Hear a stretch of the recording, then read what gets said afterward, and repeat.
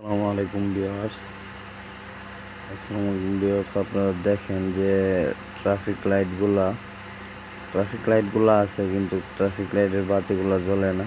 দেখেন কিভাবে মানুষ এদিক ওদিক দিয়ে পার হচ্ছে।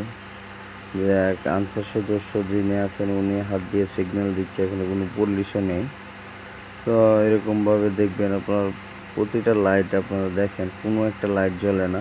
সরকারের বিভিন্ন যে এগুলো আছে, ওই যে ওই পাশে আর একটা দেখা যাচ্ছে, কোনো একটা লাইট জ্বলে না। ওই পাশে কোনো ট্রাফিকেরও ব্যবস্থা নাই। তো যে রাস্তা যেভাবে পারতেছে এইভাবেই যাচ্ছে।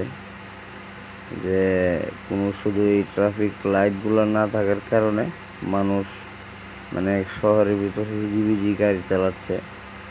তো কর্তৃপক্ষের দৃষ্টি আকর্ষণ করছি যে অতি শীঘ্রই যাতে এই ট্রাফিক লাইট